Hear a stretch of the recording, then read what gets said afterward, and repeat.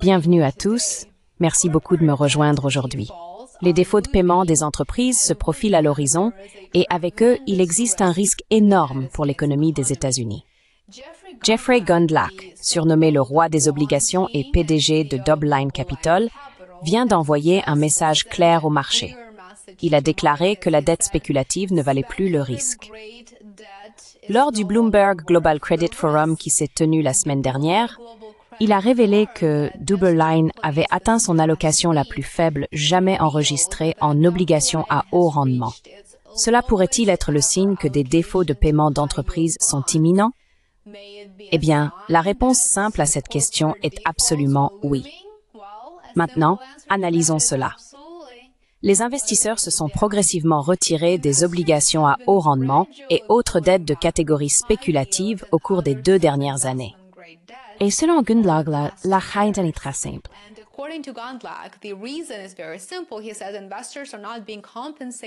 Il affirme que les investisseurs ne sont pas suffisamment rémunérés pour les risques qu'ils prennent. Et ces risques, comme nous le comprenons bien, ne cessent de s'accumuler.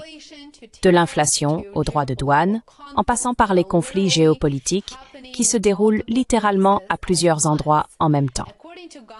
Selon Gundlach, les spreads, ou en d'autres termes, les primes de risque, sur les obligations américaines à haut rendement, tournent actuellement autour de 3 points de pourcentage. Cela peut ne pas sembler alarmant en soi, bien sûr, mais comme je dis souvent, le contexte compte. La moyenne sur 2 décennies est plus proche de 4,9%. En fait, les spreads actuels sont proches de leur niveau le plus bas depuis juste avant la crise financière de 2008. Ce que cela signifie, c'est que les investisseurs en obligations à haut rendement prennent aujourd'hui presque le même risque que lors des décennies précédentes, mais ils sont beaucoup moins rémunérés pour cela. Et historiquement, c'est pas une situation idéale.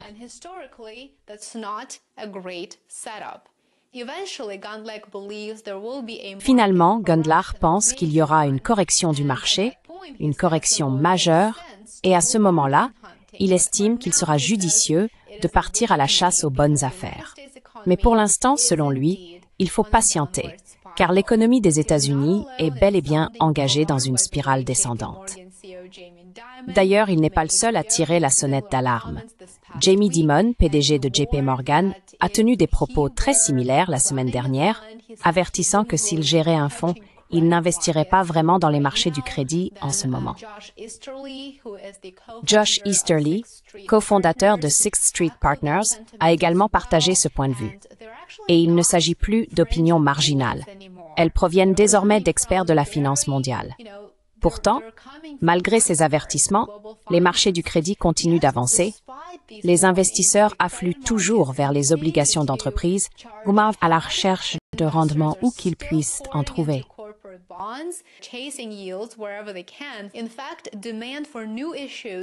En fait, la demande pour les nouvelles émissions d'obligations d'entreprises de haute qualité a été si intense cette année que certaines offres ont reçu 4 fois plus d'ordres que d'obligations disponibles. Cette frénésie d'achat a contribué à maintenir les valorisations à un niveau très élevé, trop élevé aux yeux de personnes comme Gundlach. Mais sous la surface, des signes de tension apparaissent. Selon les stratégistes crédits de JP Morgan, le mois dernier a été le premier depuis décembre 2023 où plus d'entreprises de premier ordre ont été dégradées qu'améliorées, ce qui est assez inhabituel. Et bien sûr, cela marque un renversement de tendance. Les niveaux de trésorerie des entreprises diminuent également, ce qui n'est pas bon signe. Et cette baisse concerne même les grandes entreprises financièrement solides.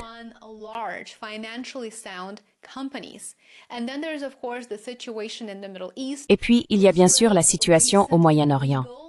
Les récentes frappes d'Israël sur l'Iran, illégales au regard du droit international, ont introduit une nouvelle couche d'instabilité géopolitique dans la région et au-delà, avec le risque d'une escalade vers un conflit beaucoup plus large. Si cela se produit, les prix du pétrole pourraient s'envoler, poussant l'inflation encore plus haut aux États-Unis et dans le monde entier. Dans ma récente vidéo que je viens de mettre en ligne, j'ai expliqué ce qui pourrait se passer si le principal passage maritime mondial, le détroit d'Ormuz, venait à être fermée. Si vous n'avez pas encore vu cette vidéo, je vous la recommande vivement. Vous la trouverez sur ma chaîne et je mettrai le lien ci-dessous. L'inflation, bien sûr, est un enjeu majeur pour les investisseurs obligataires.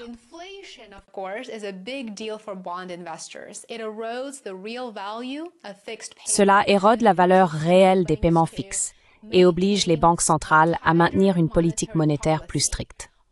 Tout cela se traduit par un risque accru sur les marchés du crédit, mais sans plus de récompense. C'est bien sûr ce déséquilibre qui inquiète Gundlach et d'autres, et dont ils commencent à parler publiquement.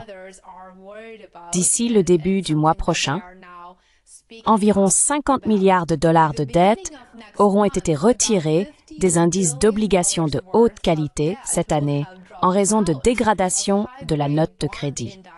Seuls 8 milliards de dollars de dettes ont en réalité été reclassés en catégorie de haute qualité, ce qui constitue l'écart le plus important entre les dégradations et les relèvements de notes depuis 2020. Un bon exemple de cette tendance est Warner Bros. Discovery. Moody's a abaissé sa note en dessous du niveau investissement cette semaine après que l'entreprise a annoncé son intention de se scinder en deux.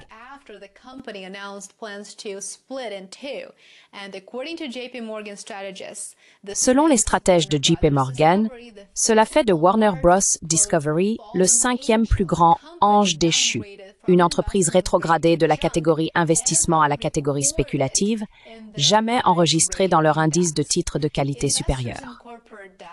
Les investisseurs en dette d'entreprise commencent à faire preuve de prudence. La tranche la plus risquée du marché des obligations à haut rendement, les obligations notées CCC, commence à sous-performer par rapport aux obligations mieux notées. Les experts considèrent cela comme un signe que les investisseurs deviennent nerveux face au risque de défaut, même si les marchés dans leur ensemble continuent de progresser et semblent bien se porter. Alors, à quoi ressemble l'avenir immédiat? Aux États-Unis, entre 15 et 20 milliards de dollars d'émissions d'obligations de qualité supérieure sont attendus la semaine prochaine.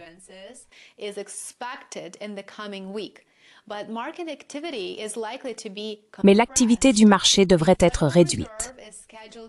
La Réserve fédérale doit publier sa dernière déclaration de politique monétaire et ses prévisions économiques le 18 juin. Ensuite, le lendemain, mercredi, les marchés seront bien sûr fermés pour le jour férié de Juneteenth. Cela signifie que lundi et mardi seront les jours clés à surveiller pour l'activité principale du marché. Et nous verrons également comment se porte le marché obligataire, qui est, bien entendu, un excellent reflet de la tendance générale de l'économie. Bloomberg Economics prévoit une pause restrictive de la Réserve fédérale lors de la réunion du 18 juin. Cela signifie que la Fed devrait probablement maintenir les taux d'intérêt inchangés tout en conservant sa position ferme sur l'inflation.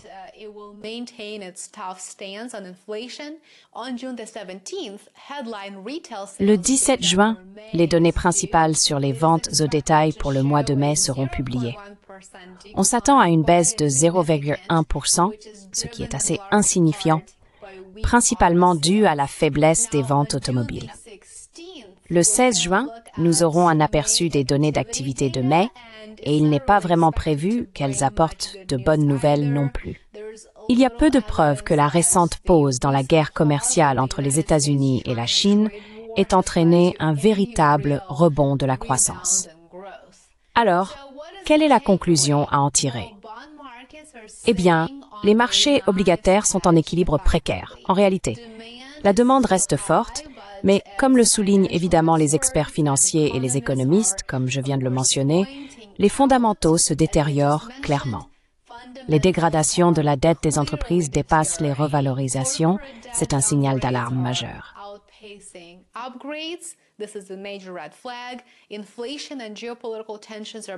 L'inflation et les tensions géopolitiques exercent une forte pression sur les banques centrales pour qu'elles restent restrictives. Et malgré tout cela, les investisseurs se ruent sur le crédit alors que les spreads sont historiquement serrés. C'est pourquoi Gundlach, Diamond, Easterly et d'autres experts prennent du recul. Ils constatent un déséquilibre. Ils ne veulent pas prendre de risques sans être récompensés. Et ils ne veulent pas être ceux qui se retrouveront avec la patate chaude lorsque le sentiment du marché changera. Et ce changement est inévitable, et il arrivera très, très bientôt. La question n'est plus de savoir si cela va arriver, mais quand. Merci beaucoup de votre attention. N'oubliez pas de montrer votre soutien. Aimez, abonnez-vous et partagez. Devenez soutien sur Patreon et Substack. Je mettrai les liens dans la description ci-dessous. Et je vous retrouve ici demain. À bientôt.